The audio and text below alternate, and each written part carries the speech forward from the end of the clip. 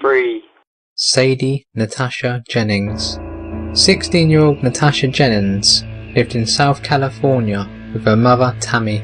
In July of 1997, she visited her father Clarence Jennings and her aunt in Carson City, Nevada.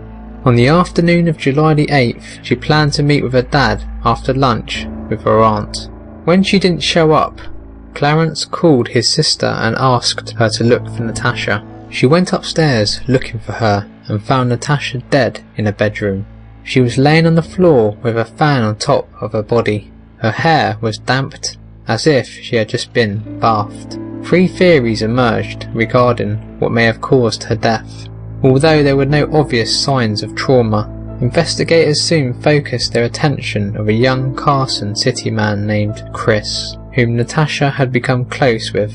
Rumours had surfaced that Chris had sexually assaulted Natasha a few days before her death. The investigation revealed that they had joined friends at an impromptu party that lasted all night.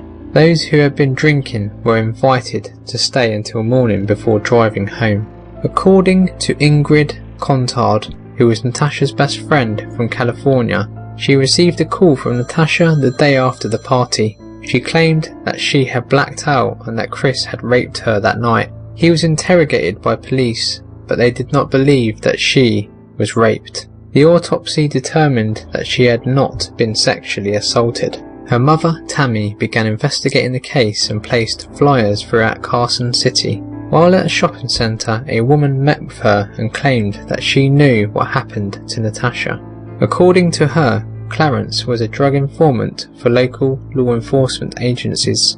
She said that drug dealers had found out and murdered Natasha in retaliation, but according to Nevada's Division of Investigators, Clarence was not a documented informant, and Clarence himself said that as well.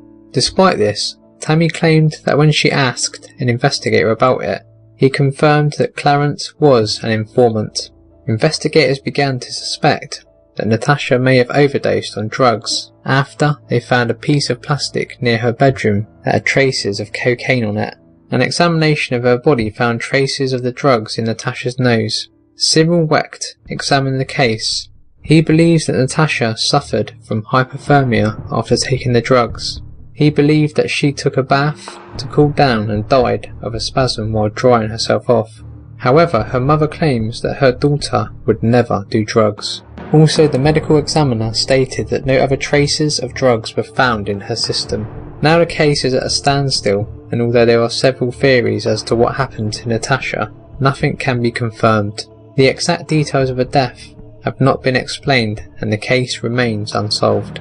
Chris is still a possible suspect in the case. However, he denies any involvement in the death, and police do not believe he is responsible. Sadly, Natasha's father Clarence passed away in 2008.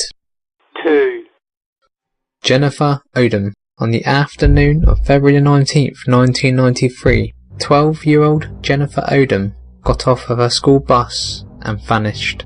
Her stop was just 200 yards from her home. Hundreds of friends and neighbours and volunteers searched for her until her body was found viciously murdered 6 days later.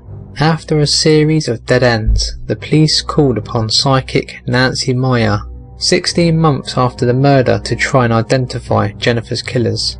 She believed that Jennifer's killers asked her for directions and then abducted her. When taken to the site where her body was found, Nancy noted that she was not killed there.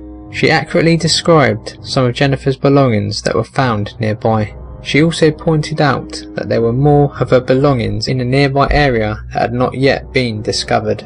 She was able to describe several of Jennifer's items that were discarded by the killers, including her cousin's clarinet case with the letters L.O. on them. These items were located 2 years after the murder.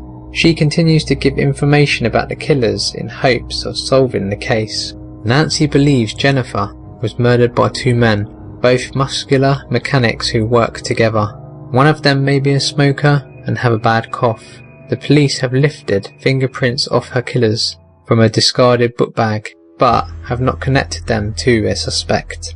The suspected serial killer, Frank T. Potts, is a possible suspect in Jennifer's case.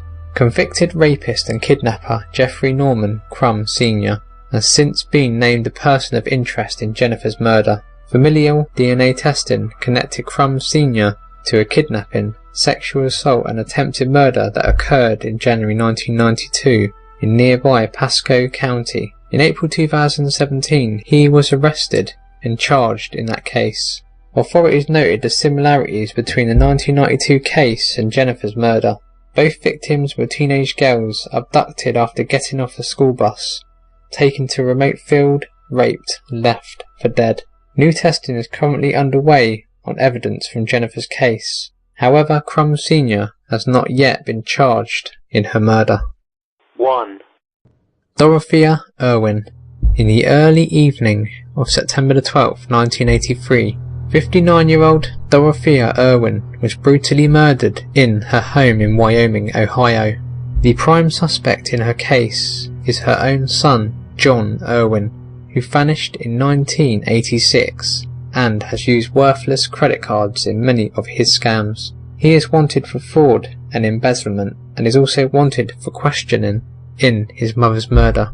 The general public have helped authorities arrest John James Irwin in Texas. He served several years in prison but was released and has never been charged in his mother's murder. However, he still remains the prime suspect in the case.